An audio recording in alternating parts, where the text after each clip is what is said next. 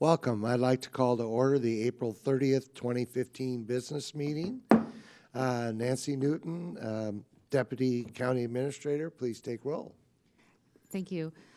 Today, Commissioners Savas and Ludlow are at important lobbying events in Washington, D.C. and representing the county. And Vice Chair Bernard will be chairing the meeting today. So, Commissioner Schrader. Here. Commissioner Smith. Here. Chair Bernard. Here. Please join me in the Pledge of Allegiance. I pledge allegiance to the flag of the United States of America and to the republic for which it stands, one nation under God, indivisible, with liberty and justice for all. It's great to see all these people here today. Well, are we talking about light rail or something? I'm sure. We're going to start out with a presentation by Brenda Durbin from Social Services, presenting the homeless count report. Thank you for joining us. Thank you. Thank you for the time today. Members of the board, my name is Brenda Durbin. I'm the Director of Clackamas County Social Services, and I'm here to present the results of the 2015 point-in-time homeless count. We've been doing this count for about 10 years now, and it is my dream that someday I can come to you and say, we found no homeless people in Clackamas County. Unfortunately, today is not that day. The point-in-time count occurs every 2 years. It's a requirement of the Federal Department of Housing and Urban Development. And because of the efforts that we do around the count, the county and nonprofits operating in the county are eligible to receive $1.8 million in federal assistance to help people experiencing homelessness. So it has a real impact on our community. This year we had 213 volunteers help with the count. That includes many of you board members and many of the people here in the audience today. So I just want to share my profound gratitude for all of the help that you offered in the homeless count. We really couldn't do it without you, and this count is really critical. In addition to all the volunteers, we had more than 200 service providers who helped us this year. This includes county corrections, the behavioral health clinic, a number of food pantries in the county, and also our warming centers. So overall, when we look at the trend over the past 6 years, we're seeing some improvement. Back in 2009, during the depths of the recession, we counted over 3,600 homeless individuals. This year, that number was down to 2,196. So still way too many, but some improvement. That 2,196 number includes 74 veterans. Of those veterans who were counted, 33 were literally homeless. 32 were in unstable housing situations, including, doubled up, living in the trailer in the back 40, and 8 were in emergency shelter, and 1 was in transitional housing. So in addition to an overall, and that number was basically flat from the count that we had 2 years ago. Other numbers that have dropped, our total number dropped from last year. The number of unaccompanied youth also dropped from what we saw in 2009. In 2009, there were 132 unaccompanied youth. This year it was down to 95. So there's a lot of ways to sort of slice and dice this information. We do a very comprehensive count that includes people who are considered homeless by the relatively strict definition of HUD, and also individuals who are doubled up and couch surfing and in other unstable situations. So we really have a nice sort of complete picture of what the homeless population looks like in Clackamas County. So again, this is a really important snapshot that makes the county eligible for a pretty significant amount of federal dollars. But it's not the only way that we identify the homeless need in Clackamas County. Thanks to the budget decision made last year, Social Services was able to hire 2 veterans to work as homeless veterans outreach workers. In a 6-month period, they worked with over 100 homeless veterans.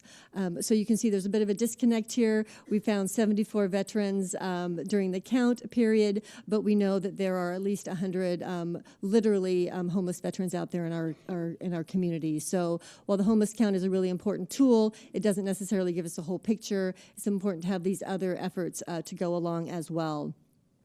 The efforts of the Veterans Homeless Outreach Workers have been fantastic, connecting with over 100 individuals, connecting them with a variety of services, including VASH vouchers, which are Section 8 vouchers for the veterans population that really provide really lifelong support for individuals who are experiencing homelessness. Another tool that we have in our toolbox to identify the need is a recently launched coordinating housing access number. So we've got one number that people around the county can call to get access to all of the variety of homeless services in the county. So this is hopefully a more streamlined way for people in need to get service. It also provides us with more real-time data on an ongoing basis. So just a few facts about what we've seen in the first 3 months of the coordinated housing access line. We assessed 179 individuals that met the federal definition of homelessness. So again, in 3 months, 179 families who were identified as homeless. And then we can compare sort of the demand to the capacity. So we had 60 referrals to shelters during that period. We had 8 openings. We had 22 referrals for permanent supportive housing. We had 15 openings. For church shelters, we had 35 referrals and 2 openings. So clearly there's still a really significant gap between what the needs are and what our community is able to provide. So we've got some work to do. And I would just like to close with, again, a big thanks to everyone who made the count possible, to our partners, including the Inn, Northwest Housing Alternatives, and the Clackamas County Behavioral Health. They all help us answer this coordinated housing access line. And then many thanks to the board support over the years for a variety of different programs. County funds are supporting 20 homeless families through Bridges to Housing. We're supporting Northwest Housing Alternatives Home-Based Program, which is one of the few prevention programs that we have operate in the county. And then we have the good work from our Veterans Homeless Outreach Workers. So, you know, the county is doing many good things to address this issue. There's a lot more that can be done. We've got our recently adopted revised 10-year plan to end homelessness that has a variety of strategies to end homelessness, working with a variety of sectors, including the business community, schools, health. Everyone really has a role to play here to make sure that everyone in Clackamas County has a safe place to call home. So I want to thank you for your time, for all of your efforts with the count, the funds that you provide. I know that we have one homeless count volunteer who is interested to say a few words, and I'm, of course, happy to answer any questions that you have.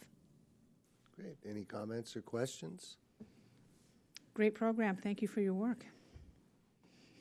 Okay, Eileen Parfrey, why don't you come up and say a few words in the front, please? Yeah, your experience and what being a homeless count volunteer means to you. And please state your number and generally where you live. Excuse me, your name and generally where you live. My number, I'm number 1. Bar. Since there's a lot of people here. My name is Eileen Parfrey, and I'm the pastor at Springwater Presbyterian Church in beautiful rural Estacada. I have participated in the homeless count. We figured out at least 4 times. It seems like it was more than 4 times because it's the sort of thing that takes a lot of emotional space in a person's life, a lot of psychic space. My recruiter, Lynn Deschler, has been very conscious to place me in different settings each time. And what that's done for me is it's connected me all across the county in ways that I would not necessarily be doing because my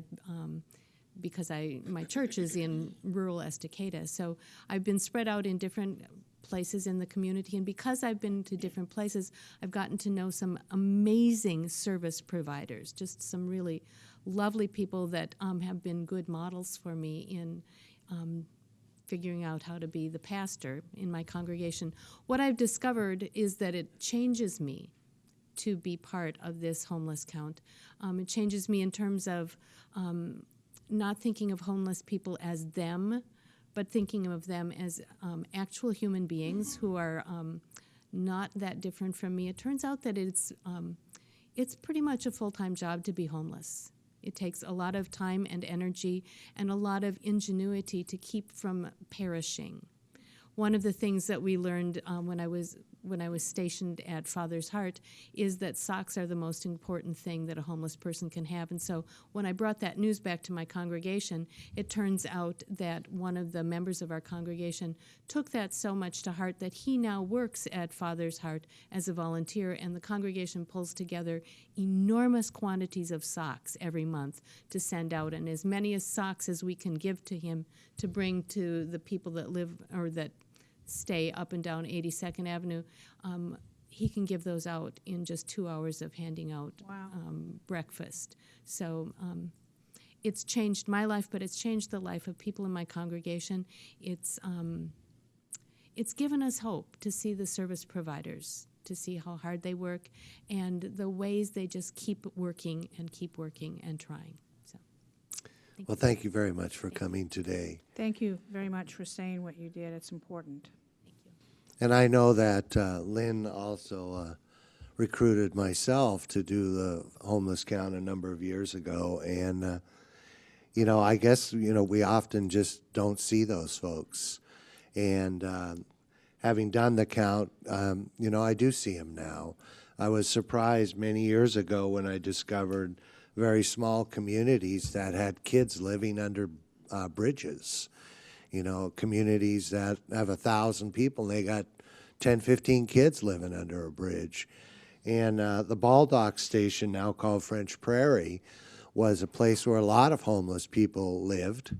And the county reached out and found not only jobs for a lot of those folks, but they found places for them to live. So I think the county does an excellent job reaching out to these folks. And I think the veterans who are living in the forests and the 2 people we hired really reached out to those folks. And one of our people who did that count is actually trying at the legislature to raise some money to build a veterans facility or home. So I don't know how that bill's going. Do you know how it's going? I'm not sure how that bill is going. What I can say is that a few years ago, the document recording fee was increased to allow more funds to go to veterans housing. And in a few months, we're going to see the first round of opportunities for affordable housing providers to tap into these funds to build affordable housing specifically for veterans. So we hope to work with some partners here in the county, and in a couple of years, these are sort of long projects, get some more affordable housing for veterans in the county. Great. So how many people are here for the homeless count? Well, we thought we might take an advantage of all these folks who volunteer to do that and have you come up here, and we'll just do a photo opportunity. So come on up, and you guys can, there's quite a group, so you guys can stand here and we'll stand back here.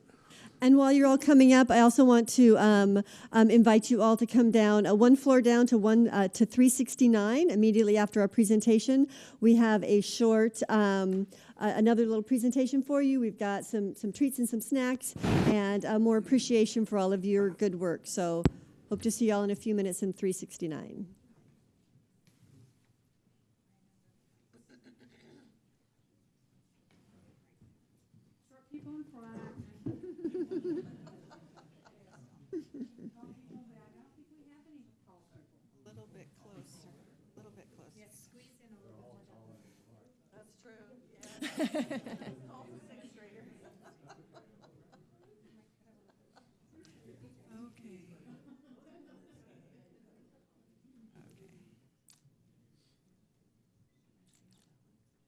That looks pretty good. Let me just take one more here. Perfect, thank you. Okay, great.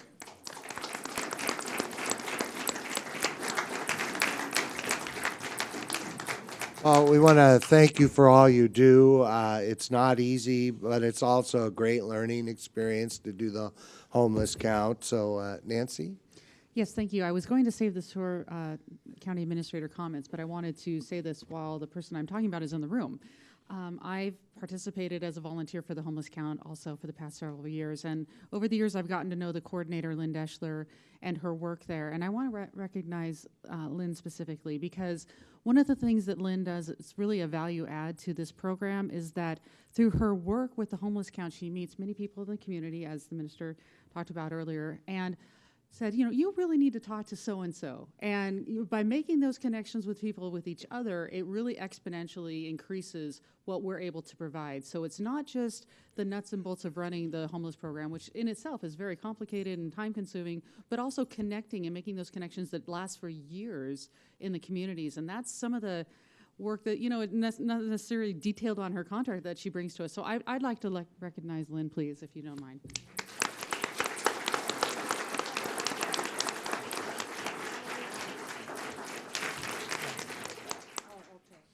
Well, great. Well, thank you very much. The next is a presentation on National County Government Month and Outreach, and we have Tim Heider from Public and Government Affairs to give us a presentation and a short video.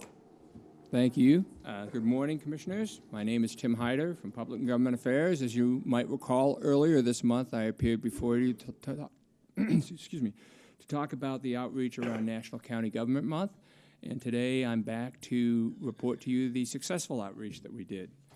The goal of National County Government Month, a program that's supported by the National Association of Counties, an organization you're quite familiar with, is to raise public awareness and understanding of the roles and responsibilities of county government in the lives of all Americans.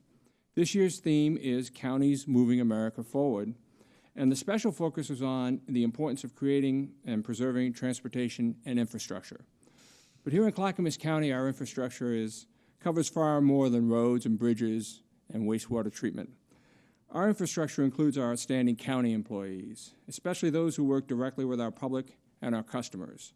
We will ask you to help us in recognizing those in a moment. But first, I'd like to share with you a video that was produced by our cable division, entitled Keeping Clackamas County Moving.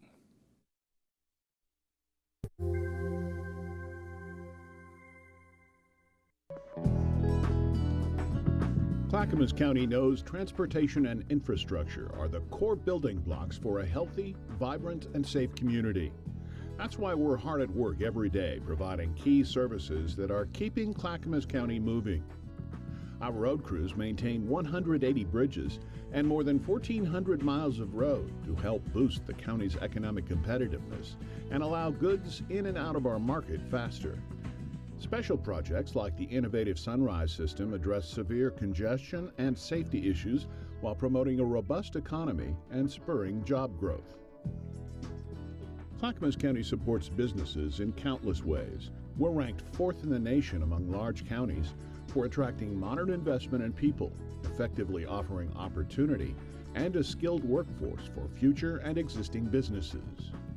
We constructed a network of high-speed dark fiber broadband circling the county, providing businesses with what they need to be successful in today's global economy. We're also working to make sure our environment is just as healthy as our economy. Clackamas County Water Environment Services cleans 6 billion gallons of water each year, while organizing 4,000 volunteers to help restore valuable acres of stream habitat. Our park staff maintains 19 parks. That's over 5,000 acres of land that are enjoyed by more than 180,000 people each year. On top of that, Clackamas County actively manages 3,000 acres of woodland for timber production, which provides added revenue while managing the risk of wildfires, and another 1,000 acres for parks and open spaces. We always remember that our residents are our most valuable resource. Clackamas County is a direct provider of social services, as our health centers are full-service medical facilities that provide high-quality primary care, mental health, and dentistry to more than 22,000 people each year. Clackamas County is hard at work, keeping our community safe, our residents healthy, our roads strong, our water clean, and our region attractive. We're keeping Clackamas County moving for you. So over the past month, PGA conducted a social and new media campaign promoting our many county programs and services, which has resulted in more than 20,000 unique page views on our Facebook and Twitter feeds. And during this final week, we're highlighting the county employees who keep the county moving by providing excellent frontline services to the public every day. Today, we have in attendance a diverse group of employees from county departments who are nominated for this recognition. Their duties range from working with community partners to implement stream restoration projects to helping seniors remain eligible for Meals on Wheels, to assisting our community in responding to emergencies and helping those victimized by crime. They are here representing all of our county employees who do exceptional work every day.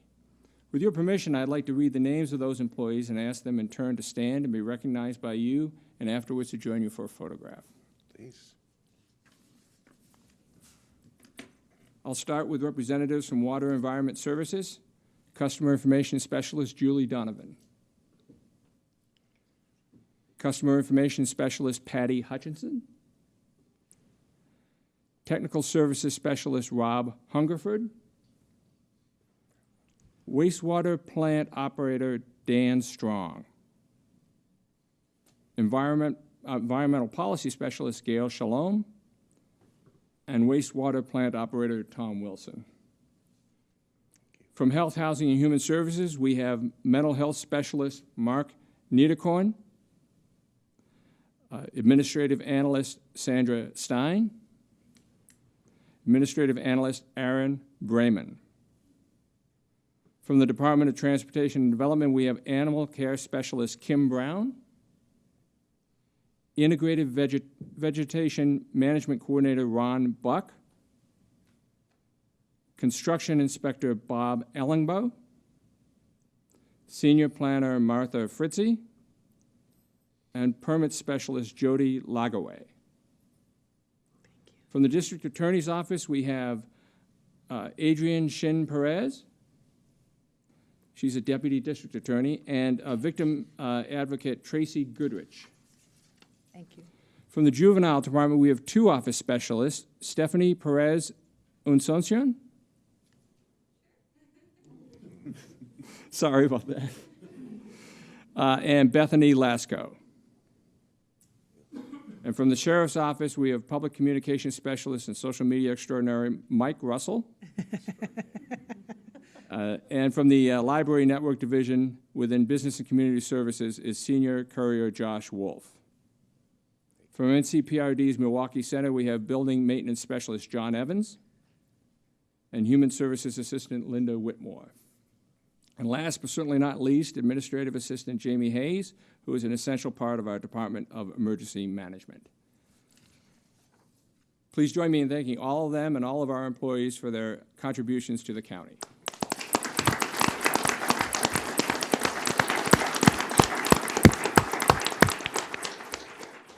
And thank you, Commissioners, for your guidance and your leadership. That concludes my presentation. I'm happy to answer any questions you may have.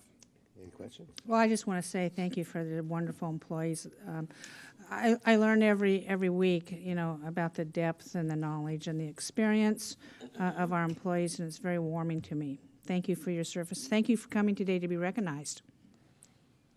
Commissioner Schrader? Yeah, yesterday I had the opportunity to go to the big volunteer award ceremony, which was really fun. And one young woman I was sitting next to, who is an intern, said, well, what does a county commissioner do?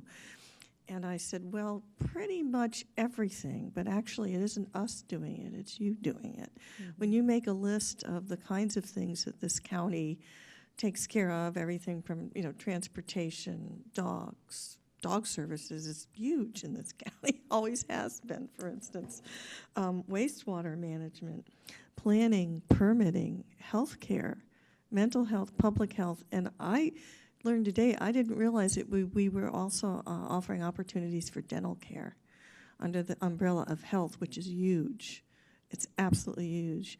Working with our DAs, I have a daughter that's a deputy DA who's probably about your age, I think, in Massachusetts. And all of what we do, juvenile justice, I mean, it's to me the best place to be in government, because we're kind of where the rubber meets the road, and without the dedicated people that really make all of this happen, sheriff's office, made us safe, clean water, everything that we do, we couldn't function. And I, for one, hope that I can continue to be a cheerleader for the county, and when I say county, I mean all of you folks. Bravo. Thank you for all your work. I so appreciate it. Let's give you a hand here. Really, thank you. Well, I'd like to add, you know, last night I went to juvenile graduation, drug court graduation, and I went to DUI court graduation, and I saw the assistant district attorney there. You know, every time I go to these things, I think about the value of our investments, certainly in the youth. But, you know, in DUI court graduation, many of these folks this is not their first time in front of the judge. And at some point, they have to make a decision. You know, am I going to continue with my life the way it is, which is not good, or am I going to change it? And it's the same with juvenile. At some point, they have to make the decision to change their life. Otherwise, we just put them in jail, and they get the mental health services and maybe some medication. Then they leave, and they start all over again. So, I mean, the county does a fantastic job in, frankly, saving lives and investing in those things that produce folks that can, you know, give back to the community. And, you know, they always show the mug shot and what they came in looking like and who they are when they leave. And when I go to the DUI court graduation, I look around trying to figure out who's the one who's graduating. It's often very difficult to tell who they are. So I appreciate all your work and paving roads, keeping our water clean, working with the Sheriff's Department, and making sure that the citizens of Clackamas County and around the country know that Clackamas County is hard at work making this a better place to live. So please join us for a photo shoot. And again, we're going to stand back here because there's a lot of you. So please join us. And thank you very much.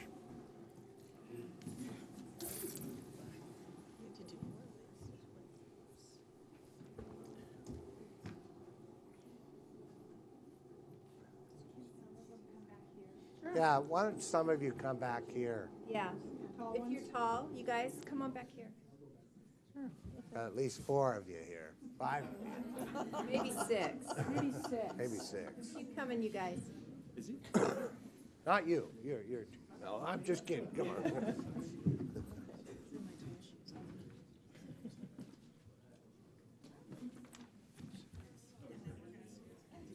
Join you up here. Yeah, you bet, Ron. Good to see you. I see your wife all the time. My favorite store. Yeah. That's looking pretty good. Let's see, very back row. Yeah, there we go. Keep smiling. Don't stop smiling. Keep your eyes open. Great. Thank you.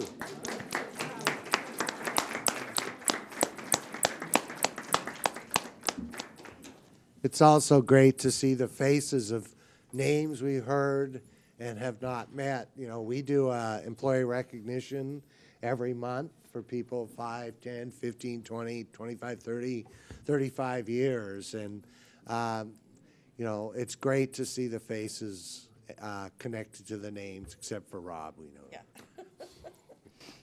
Bye-bye. So the next item on the agenda is citizen communication, and we have Les Poole and Mac Woods. Please join us. Give your name and your address. Thank you.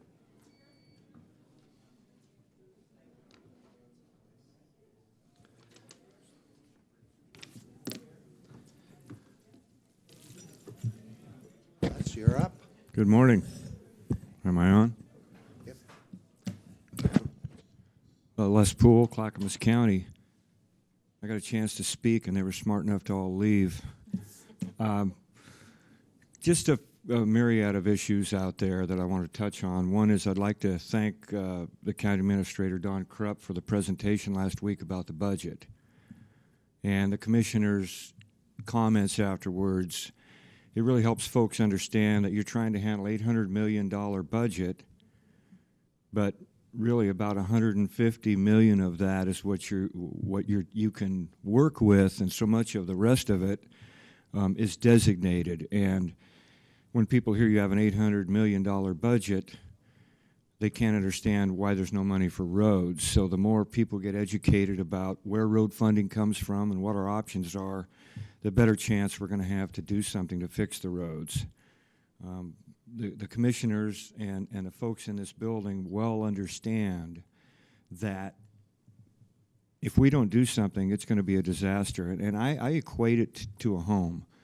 The best analogy I can give is if your foundation is cracking, the doors start to not fit right. And after a while, things sag, and after a while, the roof leaks. And we can only put so much sealant on the roof. We can only do so much. But if we don't get in and fix the foundation, eventually that house is going to be condemned or it's going to be a dump. So if we don't take care of the roads, we're going to be in worse shape than we are now. And speaking of roads, hopefully in the next week or two, we could hear something about how things are with Highway 224 that was closed after the fire. And, you know, we're real short on rainfall and snow this year. The only silver lining is that if we would have had a lot of snowpack and rain, there'd be so many landslides on that road that it'd be shut down till the end of July. And it's really going to affect tourism. It's going to affect the economy in Estacada, where they're trying to revitalize that community, and it reaches a long ways. So anything we can do to take care of the roads and hopefully see ODOT open Highway 224 would be great. I did participate in a nice little round table here Tuesday, where several of us met with a consultant that's trying to work on getting the message out about the roads. And you know, it was just an informal meeting. It wasn't anything that was official, but it was just an opportunity to give some feedback to people that are trying to find some answers. And my strong advice that I've given before would be that whatever you do, if we put something on the ballot to finance maintaining the roads, it's got to be real straightforward. If it's complicated, if the citizens don't see the real need, then they'll vote against it, and then they'll be blamed for the failure, and we certainly can't have that. I'll close by saying that there was an article in yesterday's Oregonian about the shortage of industrial lands, and we need to do something about that. This situation in Stafford, where we looked at addressing the remand, the fiasco that went on with the urban growth boundary and the future planning, that recommendation by the county for Stafford I wasn't opposed to, but I think it was short-sighted. I think we're missing an opportunity, and hopefully we'll see some focus on industrial lands, because people keep talking about living wages and good jobs, and without industry and without good roads, we're not going to make it happen. Thank you. Thank you. I was interested that, Mr. Heider mentioned we were fourth in the country for what was the? For attracting new businesses and providing community services. And the issue is I think what's happening is nationally, I think thanks to the National Association of Counties and our presence there, we have been presenting a lot of the innovations we've done here. And I think it's starting to bubble up and down to the rest of the nation that actually we are very extremely innovative here as a mid-sized county. And we have done a lot of economic development outreach and work that we're presenting as models to the rest of the nation. And I think that is now reflective, and I'm really pleased. And again, I wish we could take credit for it, but actually, quite frankly, it's because we've got such a fine business and community services group of people who are entrepreneurs in how they approach business development. For example, this afternoon, we're going to have a meeting dealing with the media cluster that's here in this county. And that was new. We really identified it, saw it, worked with the business folks who are actually in that industry to see what they needed, what hurdles they had, what challenges they had, and how the county, as a business-friendly county, could work with them. And it's just exploding, and it's a new cluster, and we've been recognized by the state as actually being the folks that are welcoming those kinds of jobs into the county. So I think we should be very proud. We just saw it here a minute ago. The people that work in this county are absolutely phenomenal, and I think they're some of the best in the state and the nation. So, Good. Thank you. there you go. Commissioner Smith? Yeah, thank you, Les, for bringing up the need for industrial lands. We're working continuously at the state legislature to try to get something, and those efforts are ongoing. On purpose, this board has not been specific in our ask because there were a lot of things that we had to juggle to get there. But there are issues in the legislature, and we've supported most everything that came along. The article you're referring to did mention the new land study that was out. Yeah, and that's very important, and that shows a need for that, and it kind of discounts what others like Metro have been saying, oh, you have enough land. Well, we may have some land, but it's not buildable, nor does it have services. And just because Metro designates 3,000 acres out on the other side of Damascus, where people are farming prime farmland where no services can ever be gotten, does not mean it's suitable for industrial. And so that's going to be our challenging. Letting Metro understand the folly of their assumptions is a big task for us. And thank you for bringing that forward. Great. Mac? Thank you, Clackamas County Commissioners. I am MacArthur Woods, and I live on Maxburg Road. I had nothing to do with the naming of that. It's probably named that before I was born. However, I want to ask you, did you know that you don't know what you don't know about veterans? And I want to thank the folks that do the cameras and the internet to see this each and every week. They do a fantastic job because I'm starting to know a lot about what I didn't know about politicians. Thanks to them. Hats off to them. I want to stand up and tell you what a great job they're doing because I'm learning a lot of stuff I didn't know about politicians, which all want to talk about veterans when they're running for re-election. However, after that, they want to forget about veterans. I happen to be one of them. After over 20 years in the military, I think I'm qualified to talk about veterans, particularly service-connected veterans, one without limbs, legs, other ailments they've received while they were serving their country. But a lot of politicians like to tell these fuzzy stories, warm, particularly around election time, to get votes. It's all about votes. And a true grit, patriotic veteran knows that. We need to do something about it, particularly the service-connected veterans and their taxes, and it applies to each and every county of the 36 counties in Oregon equally. It started if you were a veteran with rated 40% or more disabled in 1955, when the beginning, since its inception, a veteran with rated 40% or more did not pay $1 taxes because the amount 60 years ago was $10,000, whereas a home, normal good home, was selling between $6,000 and $7,000. It's been watered down since that time to where now that $10,000 off of the total tax value ain't even a drop in the bucket. We need to call our politicians, the ones that can do something about getting the rules changed. I'm talking about Congress, senators, those, including you right here in the county, can do something about veterans if you really want to. I've only had one politician that talked to me about the service-connected veterans. Out of respect, I won't name that person, but my hat's off to that person also. Only one. And how many times have I asked you, anyone, any politician, to talk to me about service-connected veterans? It's time to start thinking about veterans. Thank you for your attention. Thank you, Mac. Thank you. Judy. The next item on the agenda is a reading of an ordinance of previously approved land use ordinance. Adoption of zoning development ordinance ZDO 252. Amendments to the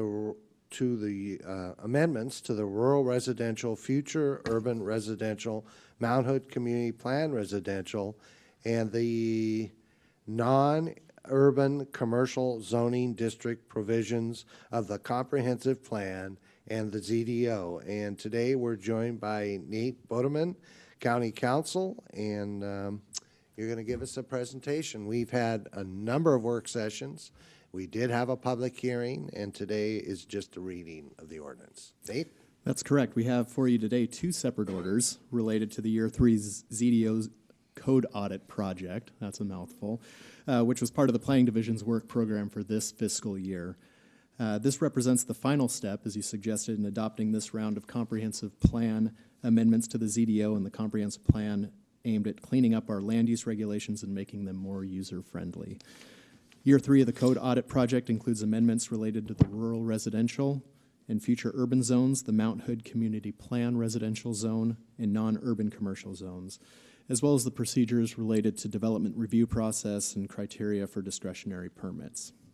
Public hearings were held on ZDO 252 before the Planning Commission on March 9th, 2015, and before the Board of County Commissioners on April 8th, 2015. At the close of the hearing, the board voted unanimously to approve ZDO 252 as recommended by staff, along with the three following changes: to adopt a 40% lot coverage limitation of all lots in the recreational residential district, to allow crop farming as a primary use in the recreational residential district on lots larger than 5 acres, and to table the amendments to the provisions that allow exceptions to the maximum commercial use floor area standard in the rural commercial district, as well as the proposed addition of exception provisions in the mountain recreational resort and rural tourist commercial districts. Public hearings on ZDO 253 were held before the Planning Commission on March 3rd, 2015, and before the Board of County Commissioners on April 8th, 2015. At the close of the hearing, the board voted to approve ZDO 253 as recommended by staff. At this time, staff has prepared the order materials in front of you today, consistent with the direction you provided at the April 8th hearing for both ZDO 252 and 253. In addition to the substantive changes I just described, staff has made several housekeeping changes for final quality control edits to provide consistency among the other zone citations, formatting, and consistency, as I just mentioned. The ordinances before you today do make those changes that I've outlined and which you've previously approved. And as I mentioned today, you are approving two separate ordinances, so we want to make sure that we take separate votes on each ordinance to make sure that everything's processed correctly. I think that's in the script. But with that, it's certainly staff's recommendation that you approve these ordinances. And with that, I'm happy to answer any other questions. Any questions? Nope. Great. So entertain a motion. I move we read ZDO-252 by title only. Second. It's been moved by Commissioner Smith and seconded by Commissioner Schrader. And I'd like to ask the clerk to take a poll. Commissioner Smith? Aye. Commissioner Schrader? Aye. Chair Bernard? Aye. The ayes have it, 3-0. Ask the clerk to read ZDO by title only.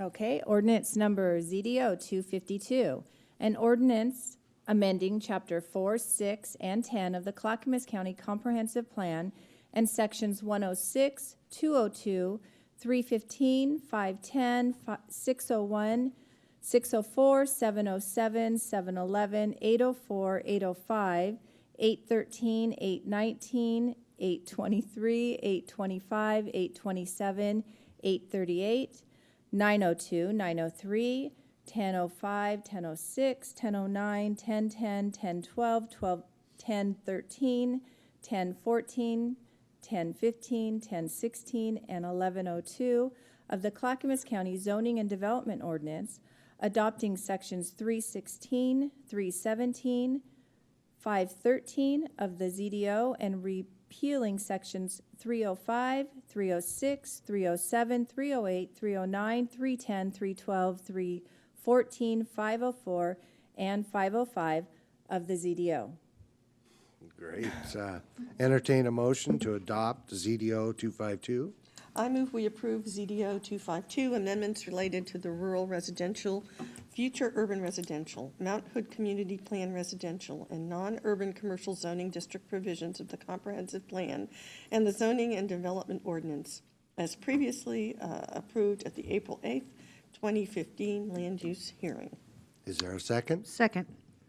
It's been moved in by Commissioner Schrader and seconded by Commissioner Smith. Any further discussion? Seeing none, I just want to say that this has been a 5-year process. We're going, right? Or is it 2? Well, the entire code audit process is 5 years. What we're approving today is just year 3, the package for year 3. So we're about halfway through. Yeah, so about a few years ago, 2.5 years ago, if we're about halfway through, we decided to spend some time and money to clean up, our ZDOs and make it simpler for people to understand and to, apply for and to get what they need. And this is just one of those processes. So I'd like to ask the clerk to call a poll. Commissioner Schrader? Aye. Commissioner Smith? Aye. Chair Bernard? Aye. It's been unanimously passed, 3-0. So we're adoption of the next item is adoption of zoning development ordinance ZDO 253, amendments to the development review process and criteria for discretionary permit provision of the comprehensive plan and the ZDO. And Nate? Well, I just realized I consolidated both of those into one presentation, so I'll just renew comments that I made earlier with respect to ZDO 253, and that'll be that. Great. Any questions? Nope. Again, we've spent a lot of time on this item, and we had a public hearing. So I'd ask for a motion to read ZDO 253 by title only. I move we read ZDO 253 by title only. Is there a second? I second that. It was moved by Commissioner Schrader and seconded by Commissioner Smith. And clerk, would you please take a poll? Commissioner Smith? Aye. Commissioner Schrader? Aye. Chair Bernard? Aye.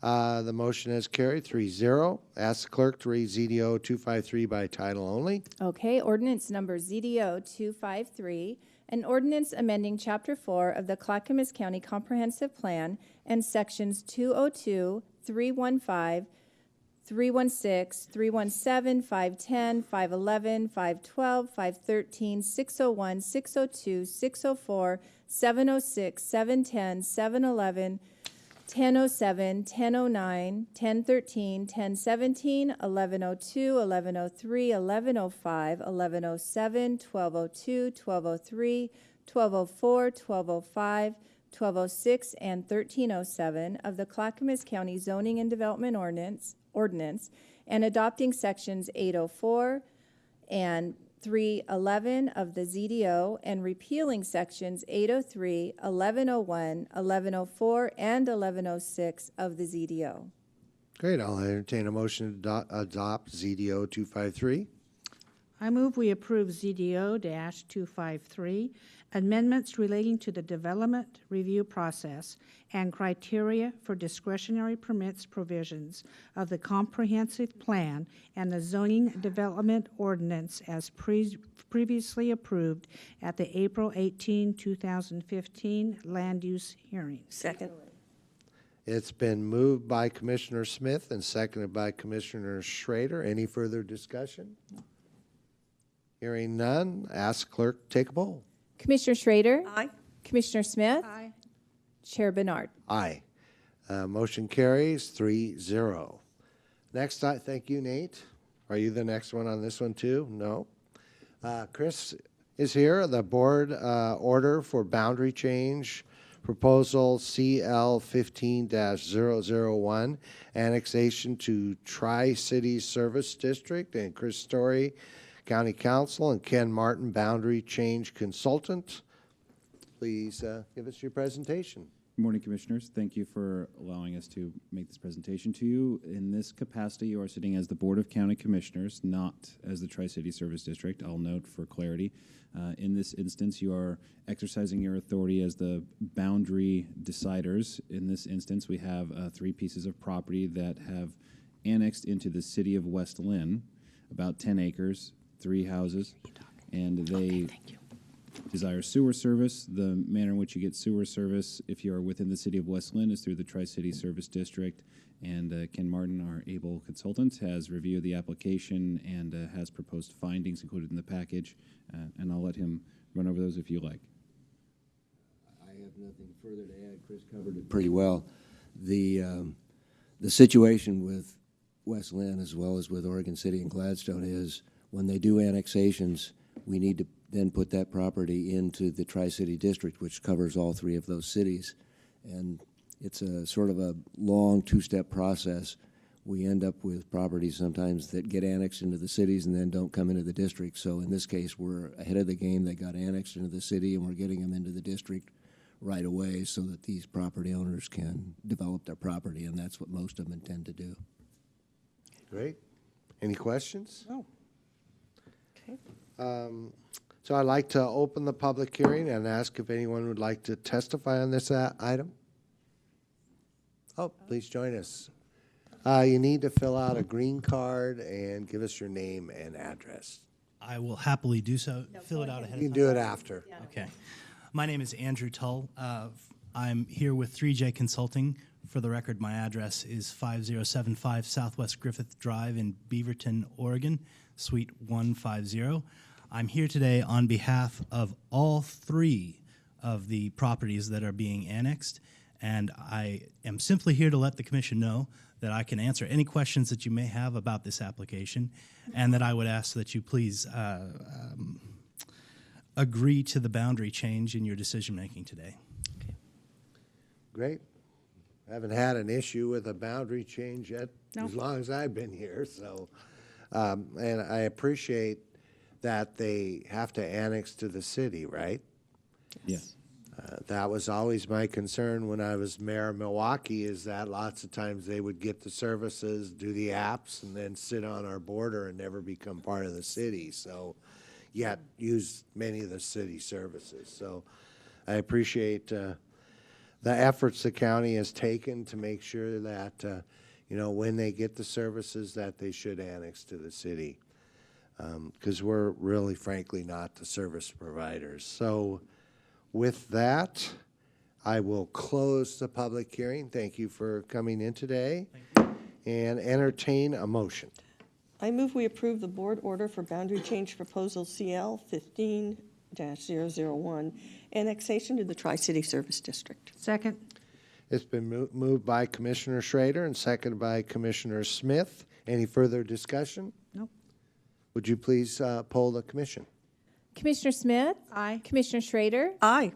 Chair Bernard. Aye. It's been passed 3-0. Thank you very much for coming today. And then I'd like to ask the clerk to read the consent agenda by title only. Is there anybody who would like to remove any item from the consent agenda? No. Nope. Okay. Okay, the consent agenda. Under Health, Housing, and Human Services, approval of the Housing and Community Development 2015 Action Plan. Under Finance, approval of a contract with Ken Hollister Construction, Inc. for the Silver Oaks Building Tenant Improvement Project, Central Utility Processing Connection. Under Elected Officials, approval of previous business meeting minutes. And under Water Environment Services, approval of a construction contract between Clackamas County Service District Number 1 and Michaels Corporation for the LP1 and the CL2-1 Sanitary Sewer System Rehab Project. And that concludes the consent agenda. That was short. Yeah. So I'll entertain a motion to approve the consent agenda. I move we approve the consent agenda. Second. It's been moved by Commissioner Smith and seconded by Commissioner Schrader. Any discussion? Would you please poll the commission? Commissioner Schrader? Aye. Commissioner Smith? Aye. Chair Bernard? Aye. Pass 3-0. The next is County Administrator updates. Good morning, everyone. I did a little bit of an update earlier, but I want to continue a little bit on the conversation of the good work of our employees. One of our employees, Laurel Bates, she works in our Office of Sustainability. She is a waste reduction education coordinator, and she does part-time volunteer work with the Oregon Green Schools. She's actually on their board chair. And as part of that role, she was featured in a recent edition of Metro Parent magazine. And the article talks about how she designs green programs that are customized for schools. So this is a great way for kids to learn at a young age about waste reduction. Wonderful program and a great employee that was recognized for that. On a historical note, this week marks the 100th anniversary of the U.S. Army Corps of Engineers ownership and operation of the Willamette Falls Canal and Locks in West Lynn. On April 26, 1915, title for the locks passed from the Portland Railway Light and Power Company to the Federal Department of War. Interesting that we had a Federal Department of War. Right. But more interesting is the fact that we are now trying very diligently to reopen those locks, and Commissioners Schrader and Smith have been diligently working with our federal and state delegations to try to make that happen. We're excited about what could happen 100 years after the transfer of the locks. Thank you. That's all I have. Great. Thank you, Commissioners. Next item is Commissioner Communications, and Commissioner Smith. Well, thank you. A couple of commissioners attended the emergency management training in Emmitsburg, Maryland, a couple weeks ago.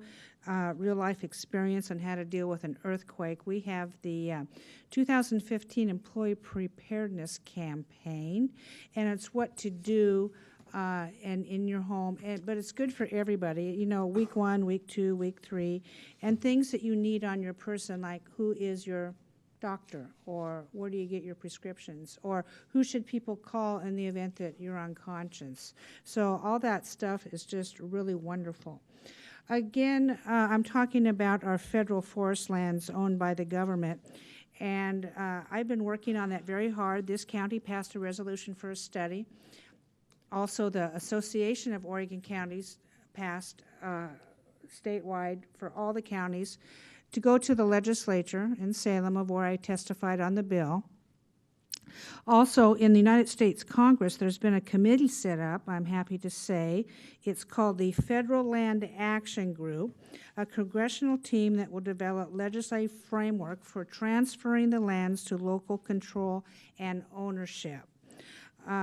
If we want healthier forests, better access to public lands, more consistent funding for public education, and more reliable energy development, it makes sense to have local control. Representative Stewart and Representative Bishop are chairing that committee with quite notable people who will be serving on it. So they're going to get together and talk and see what the best way that is. This issue is getting traction in the West.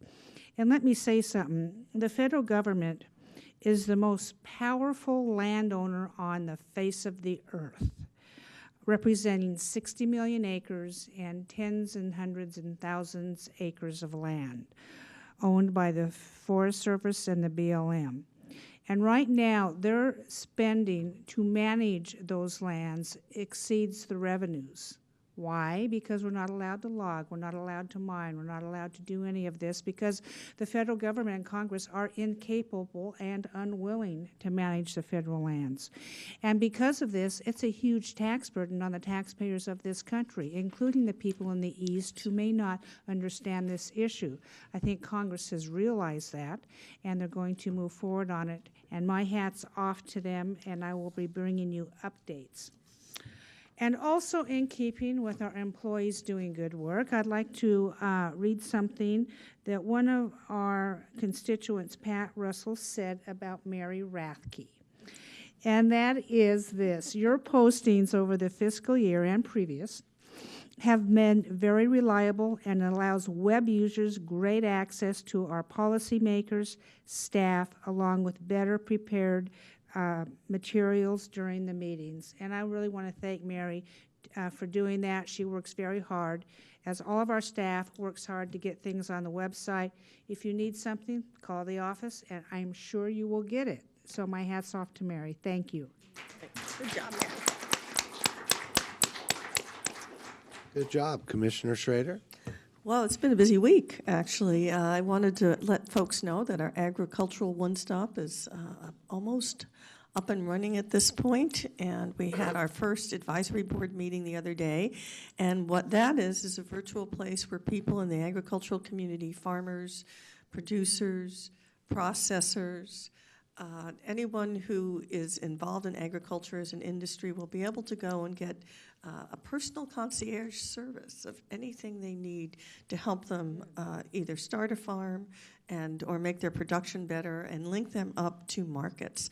So that was a community solutions project, and everybody's pretty excited about it, and more to come on that as we move forward with it.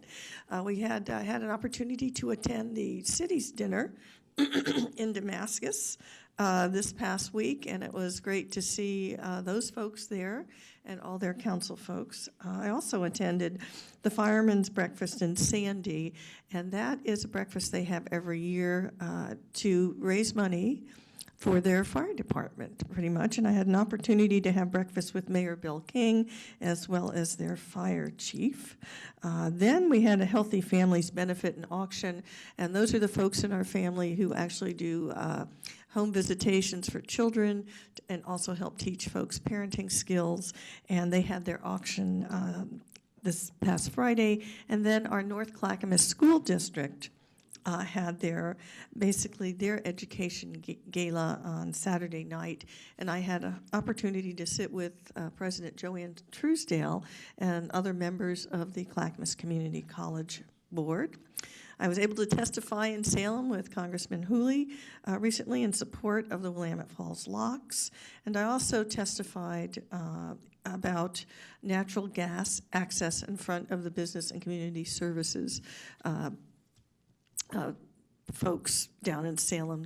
That is Senator Lee Byer is the chair of that committee. And one of the things we're finding with our lack of, or actually the fact that we want to open up industrial land that we already have, is actually getting the services to them, and that's largely things like transportation. But in, for example, Estacada's case, they have some beautiful flat land ready to go, shovel ready, but they need a natural gas line. So the legislature, together with the counties, is trying to figure out a way to get funding and to do a study on how best we can start serving those areas so those cities can develop their job-producing land. And then, as I mentioned earlier, I spoke at the Volunteer Appreciation Breakfast yesterday for our folks, and after that, we all headed out to the wellness fair that our county had, which was wonderful, and that is one of the things that we do in the county, that we work with our staff, so we can give people the tools they need to maintain their health. Here, it's a service we offer to our employees here, and it was a huge turnout for that. And finally, I continue to work on the issue of pay equity for women. I did have staff draft a resolution, and I do plan to bring that up hopefully next week when all of our colleagues are here about, again, the fact that women still get 76% on the dollar compared to men, and that, and working with groups such as the American Association of University Women, that we need to continue to address this issue in our county, in our state, and nationally. Thanks. Great, thank you. Boy, you've been busy. Yeah, I run around a lot. All out on the road. Yeah, on the road. I spent some time in Salem. I think I've gone 3 times, and twice they canceled the meeting right before I'm ready to testify. But I did have an opportunity to testify on one bill. You know, voters' pamphlets arrived, and so make sure you vote. Most of those are district representatives. I noticed the mayor of Milwaukee, future mayor of Milwaukee, Mark, doesn't have an opponent, so wish him luck. And a number of years ago, I said, you know, this is probably the best budget we've had in the 6 years I've been here, and you know, I'm really excited that we might have an opportunity to invest in those things that return the greatest investment, and because of Measure 5 and 50, you know, our taxes are pretty well limited, and Clackamas County rates 17 out of 36. Our tax rate is 2.40. I thought it was interesting that some of the counties that are really struggling to provide peace services, public safety services, less than 59 cents a thousand. Of course, they have very little population, so it must be really amazing. I also mentioned that someday I'd love to see Clackamas County's budget be $1 billion, and I think that Les actually mentioned, if you think about it, our tax revenue would be the same, but that means we'd get more of our federal dollars back. So when I first got here, we were close to $1 billion, and now we're, you know, 800,000, and someday I hope that this will be a $1 billion organization, because we could do a heck of a lot with $1 billion, and that includes roads from the federal government. Those dollars could be used for roads. They could be providing health and human services, housing. There's just so many things. Opening the locks, all those great things are possibilities someday in the future. Finally, I also want to thank all the volunteers. You know, we couldn't possibly do what we do without those volunteers. I believe we have 70 committees, and all those are staffed by volunteers, and many with are staffed by some of the employees, but 70 committees. I've been to a lot of them, but I have no idea who they all are. So I think we need to make sure we thank all those people who volunteer their hundreds and hundreds of hours. Also went to DUI court graduation, and I mentioned it before. I'm just amazed. You know, it is not easy to go through these programs, and they choose to go through them. And it's, you know, can be up to 18 months. Sometimes they have to start over when they have a bad test. And that's also true with juvenile, with kids. They average 8 to 18 months to go through these programs. And it's amazing. Last night, a young lady graduated, and she had gone through it, I think, in 8 months, which was really fast. Cleaned herself up a month or two before she started the program, but really wanted to change her life. And what started out with tears ended in a graduation and real hope for this young lady. And the staff just does such a fantastic job. They spoke about who she was when she got there and who she was when she left, and quite a change. I think one of our greatest investment that we could possibly make here at the county is in the youth that live in the county and need help to move their lives forward. So I look forward to making those investments when we get to the budget process, and also making the investment for folks who have gotten in trouble with the law And we invest in turning their lives around so that they can help those, you know, become part of the society and really help those who, like them, find it challenging to live in today's world. The other thing I just got to say, I watched a show last night about the internet. I forget what the name of that show is, but I'll tell you, it is scary. I am almost, this one was folks on an airplane that they stole all their information off all their phones, credit cards, and within a matter of minutes, hundreds of thousands of dollars were spent. So, you know, you have to really be careful. The other thing, like I mentioned last week, is I went to the Domestic Abuse Summit. You know, watch your kids. Watch the websites that they're on. Watch the chat rooms that they're in. And be very careful, because there are, I don't think there's more of those people out there. We hear more about them. But, you know, there was recently some folks that lost their children, at least for a short time, because they let their kids walk across the park. I mean, life has really changed. My parents would say, come home when the streetlights go off. And we felt safe, and I'm sure that stuff was still going on.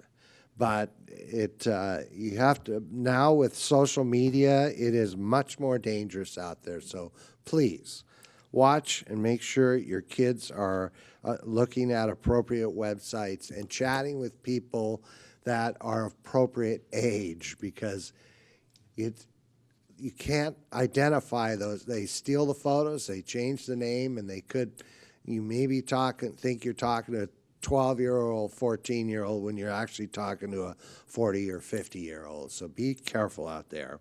So with that, thank you all for coming today, and have a great weekend. Meeting is adjourned. Thank you. Thank you.